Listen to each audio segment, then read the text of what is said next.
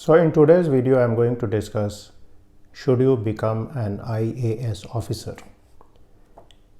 And essentially the IAS and various other civil service positions which are there in the government of India are essentially the bureaucrats who run the official infrastructure of the country.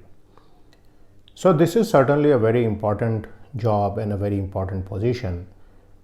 And the problem is that to get into this particular service, you need to give one of the most competitive exams in the world, which is typically held by the Union Public Service Commission.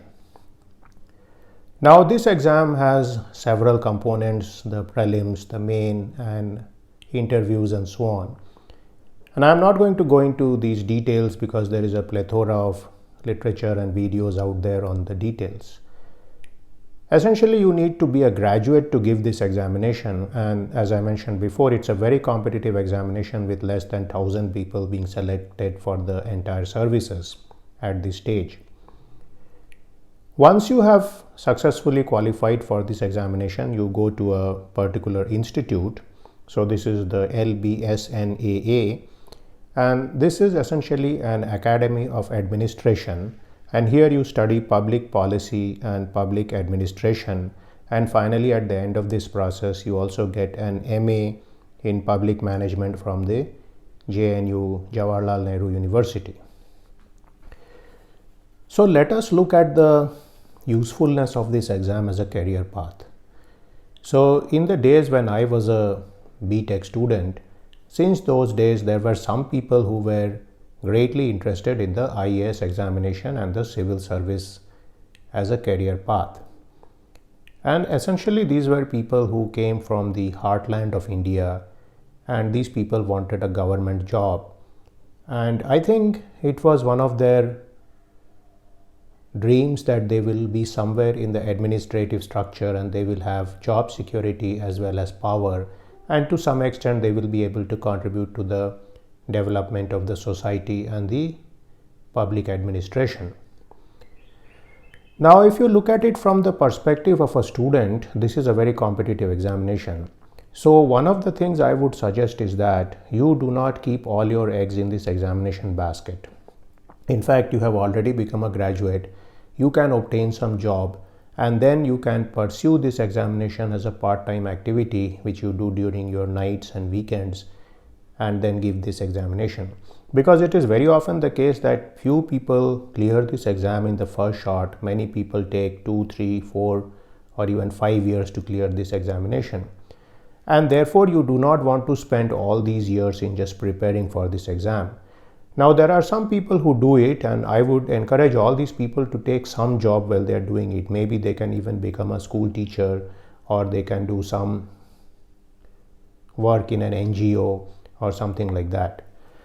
Now, one of the problems with this examination is, though you may be aspiring for an IAS, you may get placed into one of the different services based on your rank.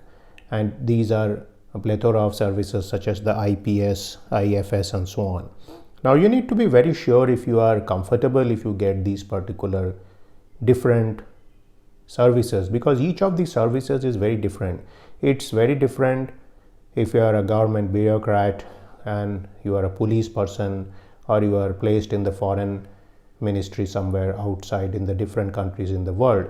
The kind of skill sets which you require are also different, and therefore you need to keep this in mind. So some people actually get a particular service and they reappear in the exam, and then they try to improve, quote unquote, the particular service they have obtained, and so on. And sometimes these people are left with a bad taste in their mouth for their entire career if they do not get the particular service which they want. And this is not a good way to lead your life, especially in the 21st century when there are so many different things which you can do. Now, I also see many engineers and doctors being quite interested in this exam, and they are often very successful because these people are typically highly intelligent and they possess a lot of quantitative skills which are the pathway to some of the subjects which you can give in this examination where you can score better. And it's probably somewhat more difficult to score that high in the humanities, though nowadays the examination structures have become such that the scoring has become more formalized and therefore scoring in humanities is also possible. So again, if you are an engineer or doctor, I would suggest that you give a lot of thought as to whether you actually want to become an IAS.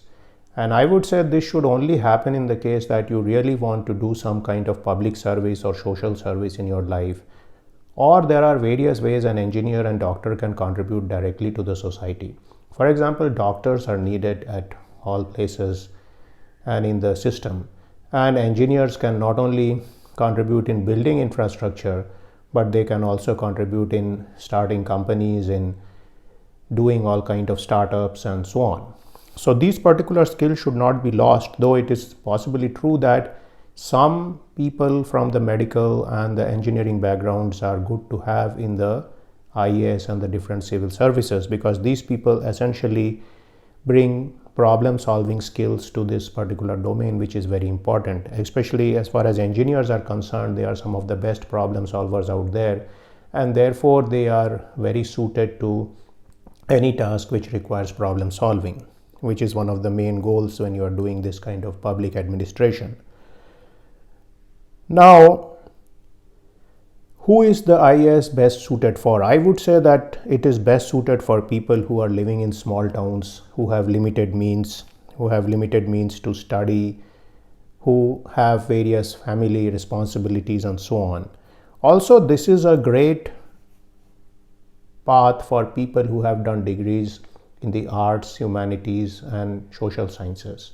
So if you have typically done a BA degree, a BCom degree, or even a BSc degree, then you are very well suited for this examination, because you may not be able to get a very good job straight away, and therefore giving this examination may be a good avenue for you. Now, for many of these people, the pay scale which is there in the government is quite attractive, and therefore this exam is quite a coveted exam. As far as engineers are concerned, if they are towards the computer side of the equation, they can make much more money in the private sector. But if they are more toward the civil side of the equation, civil engineers, mining engineers, and so on, then it may be a good thing to look for the IAS, because you may be able to make more money in this particular system, and you may be able to contribute substantially also, because many of these fields such as civil engineering are actually very much needed in any country as far as the administration is concerned. Now, one of the things which the IAS or civil services does is that it provides you with a lifetime employment, and this is often something which is desirable for many people. But do remember that you tend to become somewhat bored after a substantial point here, and you do not have much of a scope of leaving your job and taking up a new job, which you could do in the private sector. Also, the structure of administration remains largely feudal in contrast to capitalist, and therefore you will have to work with people, especially politicians and so on, who may not even be as qualified as you. So this is something to keep in mind, that you need a very high level of EQ and empathy to deal with all kind of situations and people, and you need to be able to manage these different complexities in your life. So again, this is sometimes quite challenging for people who come from technical backgrounds, especially engineers and scientists. These human relations aspects are much simpler for humanities and social sciences people. So again, that's something to keep in mind. So these are some of the aspects I had for you today. One of the things which troubles me about this frenzy for the civil service examination is that a lot of young people put in a number of years of their life in studying for this examination, when they could actually be doing something else. They could be starting a business, they could be working on some different important problem and so on. And if you squander your entire 20s in preparing for this examination, then it may be a bad thing as far as your personal growth is concerned, especially if in the end you do not get this particular examination. So this is something you need to keep in mind. You do not want to squander the demographic dividend of the country in just preparing for this examination. You actually want to do something, because it's one thing to prepare for an examination and it is one thing to do something.